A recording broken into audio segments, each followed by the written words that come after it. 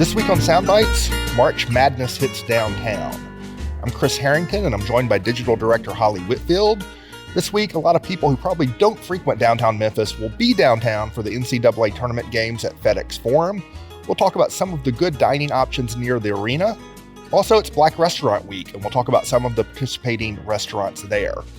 But first, you can find all of our food stories and this show in podcast form at dailymemphian.com, where you can also sign up for our This Week in Food email. You can also catch Soundbites Thursdays at 11 a.m. left of the dial at 91.7 FM WYXR, your crosstown radio, or subscribe to the podcast wherever you get your audio. And if you're a Facebook user, we encourage you to join our Table Talk group there as well. Speaking of crosstown, we're coming at you again from an undisclosed location somewhere within the vertical village of Crosstown Concourse, where you can hear the, if not the sounds of the city, perhaps the sounds of the vertical village around us. Holly, how's it going? It's going great, Chris. Missed you last week. You and Eric had a nice conversation about your soon to publish. Yes. Give us an update on publication there. Will be in the warehouses on April 1st, so I'll get copies within the week after that. So 100 Things to Do in Memphis Before You Die. Did I say that correctly? Exactly. 4th edition, not morbid at all. Coming to you, coming to you this spring from Holly Whitfield. So we had a lot to talk about this week on the pod. Before we get into some of those topics, as we've been doing lately, have any food shout outs? Anything interesting you've eaten? Anything good lately? So this weekend, I had a craving for fried catfish. I always have a craving for fried catfish. I grew up eating it, like I've said before on the pod, but I don't crave it all the time, but I had a really strong one, and I was in East Memphis, and I was like, I've heard that Corky's has really good fried catfish. This is a well-established thing. I just had never tried it. And I went and tried it, and it was really, really good. Okay. This is my confession. I've eaten at Corky's several times. I have never had the catfish at Corky's. Our late friend Jennifer Biggs always used to tout the catfish at Corky's. I've never had the catfish at Corky's. As regular listeners may know, the catfish is my family sigil. I have got to do this. I will do this in the next month. I will follow your lead, and I will go eat catfish at Corky's. Yes, I would recommend not going on like a Saturday at 6, which is when I went, because the service took a minute. Right. But, they have local beer on tap. The catfish was great. I like to put like my coleslaw, my tartar sauce, and kind of mix it all up on my catfish. And it was all fantastic. And it came out super hot. I'm a hot sauce person on the catfish. Yes. Yum. So highly recommend. And the hush puppies. So the catfish, I'll sort of put you on your spot if you don't know, but the catfish is not like a special day of the week or a special time. It's just a constant menu item, right? Yes. No, I was looking at this as well. It's a constant menu item. They also have, They say it's Delta catfish. Okay. So I trust them that it's actual catfish and not like that fake catfish. No, I agree. I trust Corky's, and they're getting it from some farm in the Delta. Yeah. Shout out to Lakes. I don't know if their catfish comes from Lakes, but I buy catfish at the farmer's market often from Lakes Catfish. I tend to always have some catfish in my freezer. So I got a shout out this week. So my wife is back in town. As people may or may not know, regular listeners, she's been out of town. She took a new job. She's been back in town the last couple of weeks. So we've been more social than usual. We've been meeting up with various friends at various places around town. And we met up with a couple of friends for drinks. And this will tie into another topic later in the show, actually. But we met friends for drinks at Wiseacre on Broad. Mm-hmm. And we didn't know, whether it'd be a food truck or what the situation was. Our friends actually didn't think there would be food, so they did an Uber Eats order there that they got. We walked in, and they had pizza. And it's not an everyday thing. It's a pop-up experimental thing, but they're experimenting with Roman-style pizza. Because they have the New Haven-style pizza at Little Betty at Wiseacre downtown. And so they're doing this other kind of pizza. Roman style is cooked in big, huge, it's thin crust, but cooked in big, huge rectangles, like in like a huge cookie sheet kind of thing. Uh-huh. And they're actually making it downtown and then bringing it to the Broad Avenue location. And they're only doing it at the Broad Avenue and selling it by the slice. It was really good. Oh. So keep an eye out for the Roman style pizza pop-up. Some days they'll have it, some days they won't, but they're experimenting with that at Wiseacre on Broad Avenue. It was a good find. So the transport from downtown to Binghamton did not feel diminished. It didn't. Yeah. It felt like they'd been making it on site. It worked. Yeah, it's a little bit thicker it's not thick crust at all, but it's a little bit thicker than the pizza downtown, the normal so it holds New up. Haven stuff. Yeah. So anyway, those are our shout outs this week. It is Black Restaurant Week in Memphis. Lots of participating places. What are some places a place or two that caught your eye on the list? Well, on the list, and we did have a story about this on Sunday for the opening day of Black Restaurant Week on dailymemphian.com about the Genre, which is a little place across the street from 201 Poplar. Yep. And I've been there a couple times in the last few years. I have had catfish there. Yes, I had catfish there too, and it was really good. I will say that. So that's a good place. They also have really good like Southwest egg rolls. It's comfort food, but they had like a DJ. They have a whole music theme going in there. But so for this week, they have a DJ. They're serving brunch every day, like weekday brunch, which I think is really fun just for this week, but maybe they'll continue.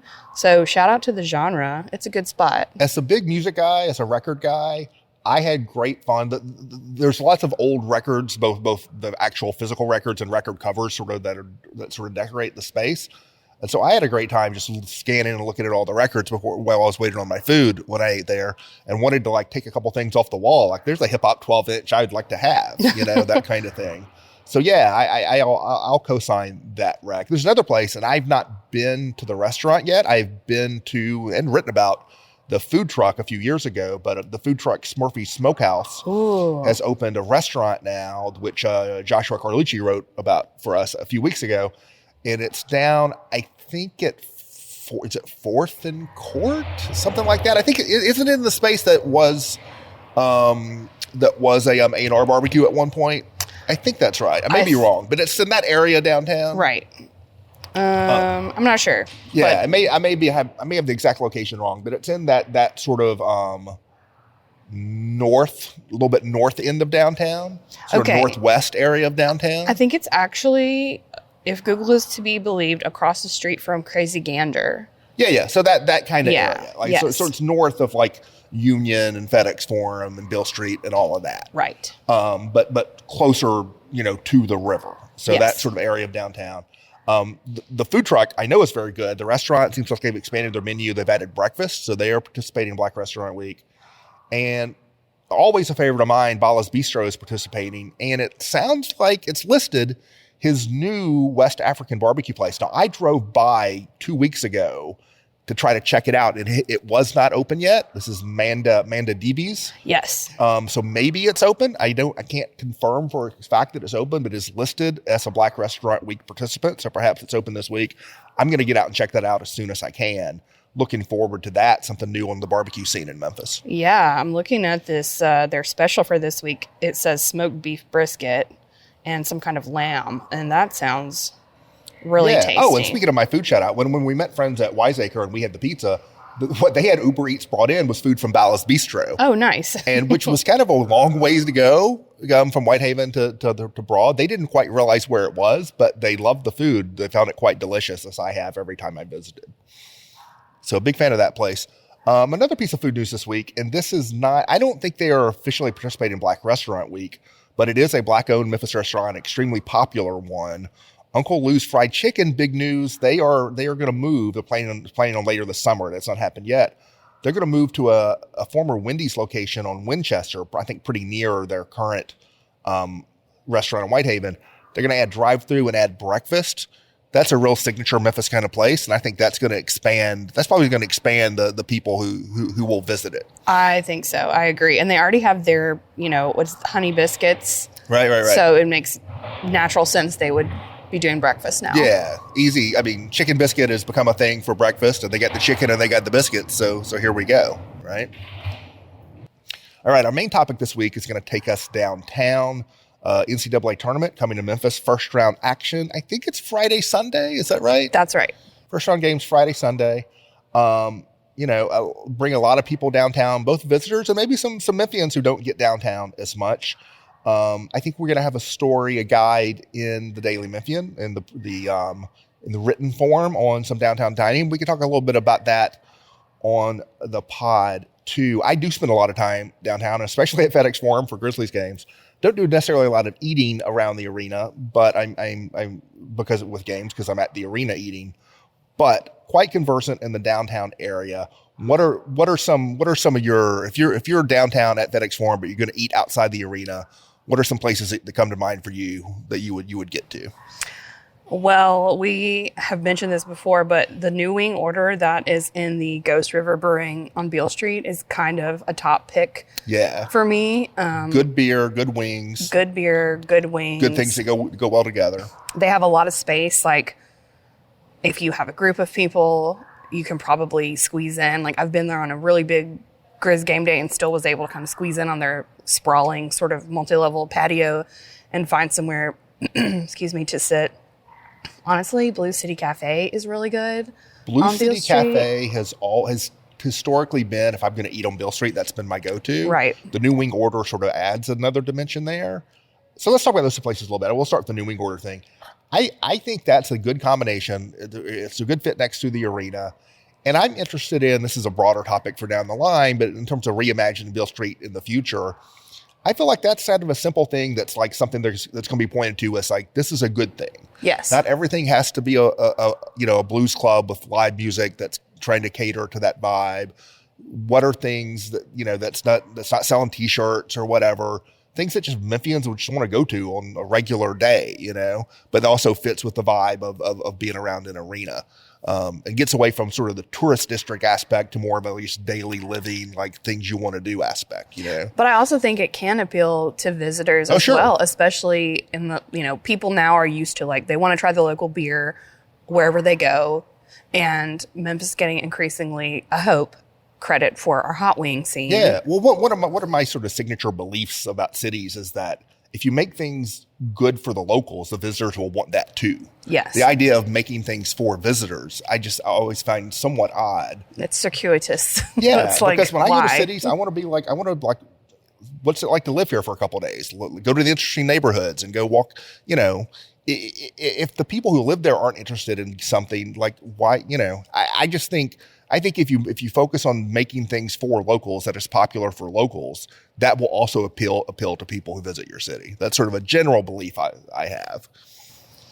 One thing that's not right by the arena, but that I did want to mention because I think it's interesting. So the Rendezvous is going to be open on Sunday. Expanding their hours. They're never open on Sundays, like, ever, but they're going to open this weekend for visitors coming in. And I mean, I think at first when they announced all the teams, people were like, oh, these places are too far, they're not going to travel. But I've seen on Twitter people talking about how, like, the flights are sold out from Nebraska and wherever else. So there might be a lot of people coming in town, and a lot of people do want to check that Rendezvous box off their list. So yeah, Rendezvous, definitely a classic Memphis place. That's going to be a good one for people to go to. Get back to Blue City Cafe. I think that's a real good just place to eat on Beale Street. Good tamales, good catfish, ribs. There's a lot of, if you want to really experience sort of that sort of Southern culture, Southern vibe, if you're new to that, that's a good place to do that. It's also, as a Memphian, if I find like I said, if I'm going to eat on Beale, I find myself there a lot. Also a sneaky good little bar in the back, George Paul's Last Call, if you want somewhere a little quiet. That's right, yes. If I were going to have a drink on Beale, that's the place I'm most likely to be. It's a little bit quieter vibe. A couple other places on Beale Street itself, which, it's a good place to start because it's adjacent to the arena, I'd throw out there. If you want a good greasy burger, you can do that at Dyer's. I recommend the chicken tenders at Dyer's, which are hand breaded and quite good. Interesting. Dyer's Burgers there. And then I have not been inside in a while, so forgive me if this is no longer the case. But if the soda fountain is still operable, still an ongoing thing at Schwab's, that's a good place to drop into. Yeah. Hey, Schwab is great. It's like a good daytime place. They close early, but I think it is still going. I think the soda fountain is still going. They still have, ice creams and literal sodas, Italian sodas, and all of that good stuff. Kids like it. There's lots of fun hats to try on, tchotchkes to look at. It's a cool place. I actually did a tour in the basement of Schwab a couple years ago, and they have so much weird historical stuff down there. They should open those tours. See, when I was in high school, Schwab's was still sort of a quasi-general store. Mm-hmm. So you could go there and buy, like, kitchenware and clothes and, like, all kinds of stuff. You could buy gallon jugs of Louisiana hot sauce, which I always wanted to do and never did. we should go to Schwab's all the time. As a Memphis high schooler, I think I bought a fedora at Schwab's when I was a teenager. Nice. As a pretentious high school student in Memphis. Okay, if you venture beyond Beale a little bit, we've already ventured beyond Beale some with the Rendezvous. I talk about it too much. I've already mentioned it already, but Little Betty Wiseacre is a couple blocks away. That's an easy one to get to. I was actually at last night visiting with some friends with my wife back in town. We ended up at Slider Inn, which is also walking distance from FedExForum. And that little stretch of Main, you have Slider Inn and Good Fortune right across the street from each other. If you want to sort of get down South Main a little bit, but be able to do so on foot, that's a couple places to get to. Obviously, if you want to eat fancy, you can go to the Lobbyist and Catherine and Mary, which are walking distance from the arena, which I would highly recommend both. Yes. So in this guide that we're going to have on Daily Memphian, I also talk about our sports editor, David Boyd, was like, people want to know where to get breakfast and where to get coffee. Oh, that's good. Yeah. Before they're heading into FedExForum. So I have some of those places. I mean, I'm talking about some of the classic spots, like the arcade. People are going to like that. Yep. But we've talked about Hive Bagel on here a lot. But one thing I think the weather's nice now, man. Get your Hive Bagel and walk or pastry. I like the pastries better than the bagels actually, and walk down to Tomley Park. It's nice outside. Take a little walk down by the river. Do it. And we have Tomley on here as well. People want to stretch their legs.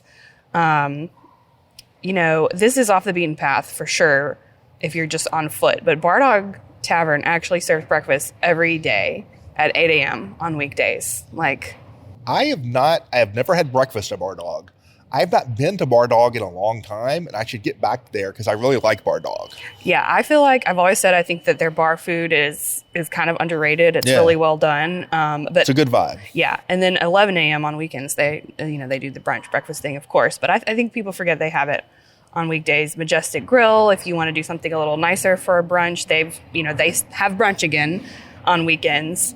So that's good. I don't think the Memphis Farmers Market is open yet. I think that's next month. Yeah. So, which is unfortunate because if the games are Friday, Sunday, you got that Saturday in between, it'd be a good day to walk down there. It would. But the Arrive Hotel lobby is a scene. If you want to get a good coffee, good pastry, good people watching, again that's sort of the other end of South Main. And Central Station, too. I mentioned this in the guide. It has a spacious lobby. They don't have the coffee shop going. They have a little bar. But if you just need kind of a breather and you're going to, want a very Memphis-y place, that's a good lobby to hang out in. Somewhere hip on Saturday night between games, go get you a cocktail in the little lobby lounge there. There'll be people spinning music, DJs going on there at Central Station. That's definitely a place that I take visitors to just to see something cool in Memphis, is that Central Station lobby. I like it. If you go to, some people are going to want to make a pilgrimage to the pyramid. Comeback Coffee is another good one if you need some Java. That's near the pyramid. It's not across the street accessible, but it's close. Yeah. The dream of the Bass Pro Pyramid interacting with that area of downtown and making it more pedestrian accessible to and fro has not exactly come to fruition. Nope. But you can still do it. You can definitely do it. You can still do it. Did we talk about Hive? I can't remember. Yes. Hey, we did talk about Hive. You can go downtown. Another coffee shop, lunch spot, breakfast spot.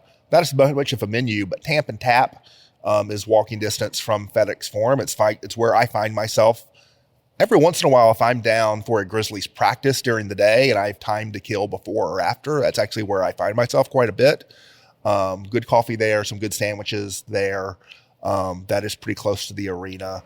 And right around the corner from Tamp and Tap is, that sort of area. It's technically South Main, although I think of it as North Main. But that area of Main, sort of between Peabody Place and Union, there's, Aldo's Pizza is there. Yes, good for families. Yes. Lots of seating, kind of an with enclosed the nice patio. weather, they have the nice patio out front. People can sit. You can, watch some of the activities going by in front of you. There's always Huey's, which is also walking distance from the arena.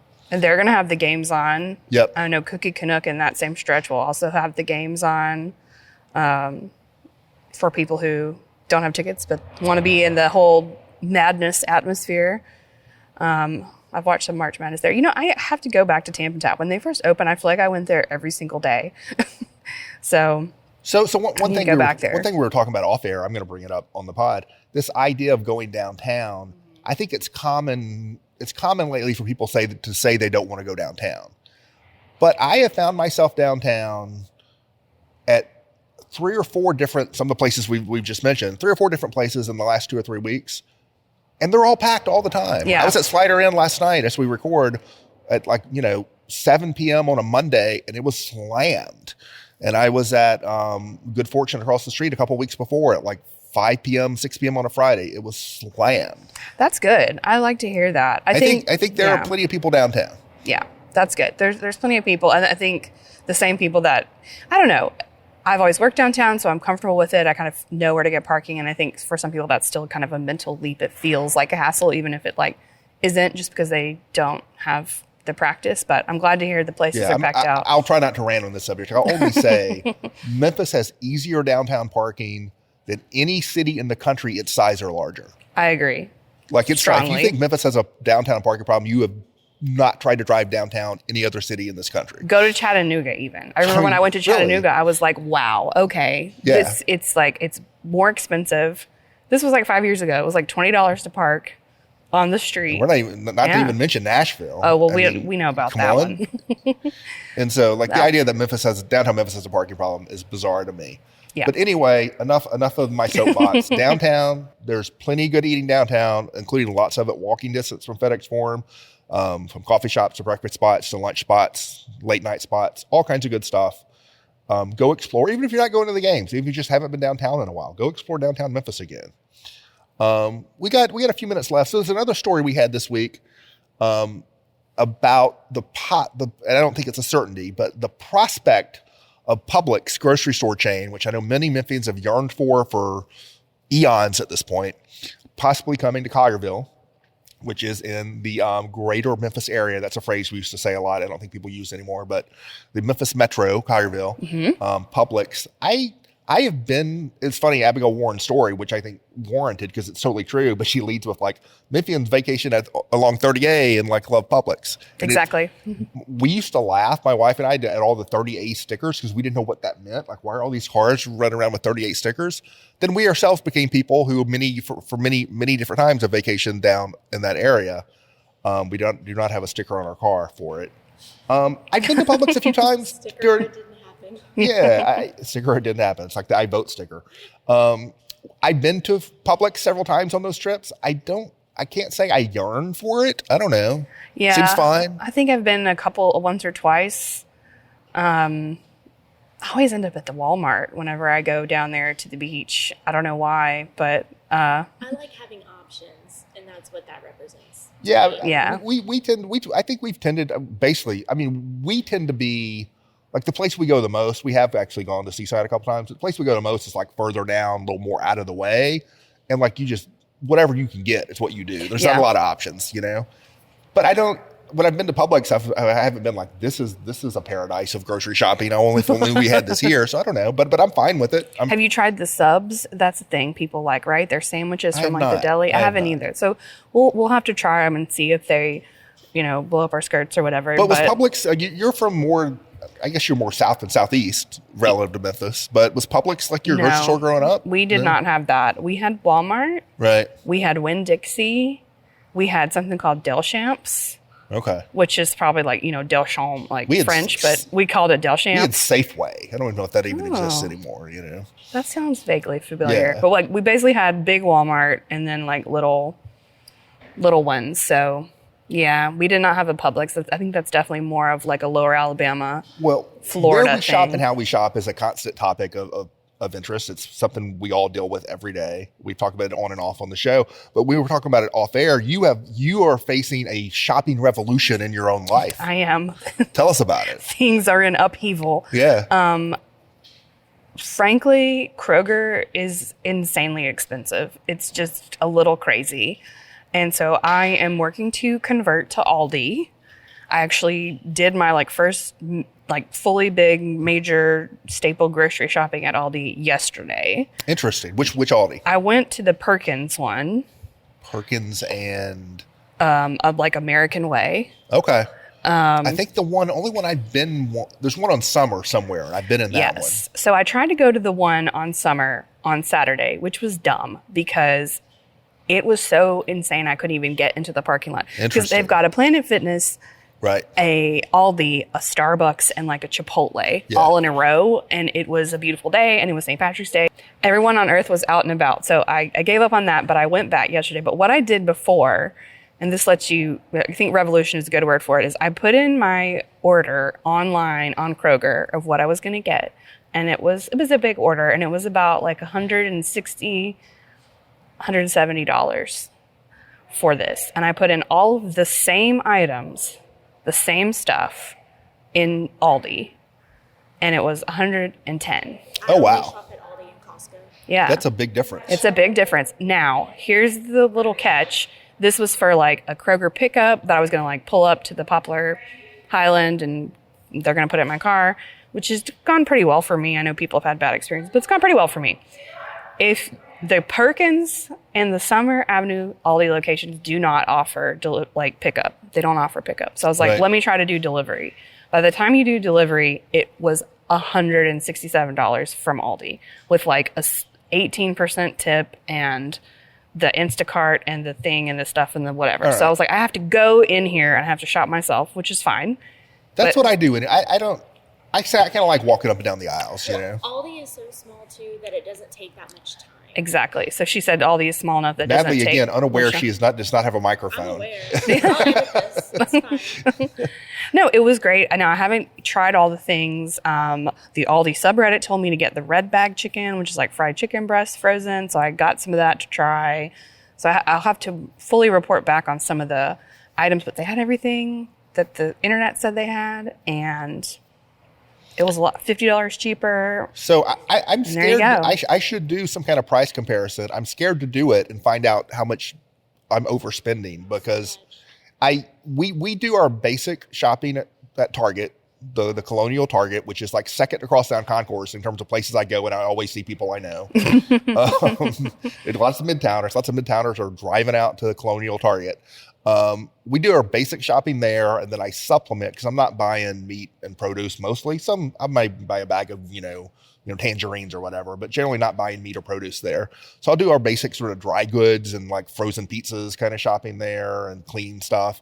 And then I'll supplement with like drop-ins at Fresh Market or Whole Foods or Viet Ho or that kind of thing. That's how, or the farmer's market sometimes. That's basically our shopping. No offense to the Krogers of the world. I find the Krogers of the world just kind of, I don't like going to Kroger for whatever reason, whether it's the parking lots or the stores or the whatever. They're dystopian. Yeah. So I've done Super Low a few times and I always sort of forget to go back, even though it's right next to the Target. I should get back into that. Aldi's, I've only shopped at Aldi's once. I need to go back and test that out. Don't forget your quarter. Yeah, that's the thing I was going to say. Oh, is that the quarter for the cart thing? You need a quarter for the cart. Just like they do in Russia? This is the thing. Tucker Carlson did this thing that people made fun of, where he went to the Russian grocery stores and was like remarking on how amazing they were compared to America or whatever. But there's a thing where you do the quarter in the cart. You get the quarter back. Yeah, you get the quarter back when you turn it in. I think they said it saves money on like cart wranglers. Yeah. And you either have to buy your bag there, pay for paper bags or whatever, or bring your own bag. Oh, they have like boxes just stacked up. You can go grab boxes to put stuff in. You can also they will just put the stuff in your cart, and you can take it to your car and like put it loose in your car. I learned yesterday that I did not have a quarter anywhere on my person, in my bags, in my car, anywhere. But I pulled up and the universe provided me a random loose cart. And so Aldi shoppers are friendly and will share their quarters. Yeah. So Natalie says Aldi shoppers are friendly, that will share their quarters. Yes. So, and I took the cart back up to the thing. Like, I didn't like leave it floating in the parking lot. But anyways, that's my exciting. Then you got a quarter. All right. No, I didn't hook it back in. I like returned the karma of like, if somebody needs this. Well, this has been an inspiring, for me, I can only speak for myself, but this has been an inspiring episode of Soundbites. I am personally inspired to finally go get catfish at Corky's, and I'm inspired to go do some grocery shopping at Aldi's and compare and contrast that experience to what my lazy Target plus Fresh Market every weekend thing has become. No offense to those places. Love you guys. But I may try out some Aldi's down the line and see how that goes. All right. I think we're about out of time. Yeah. Good to talk to you again, Holly. And we will be back with you guys next week.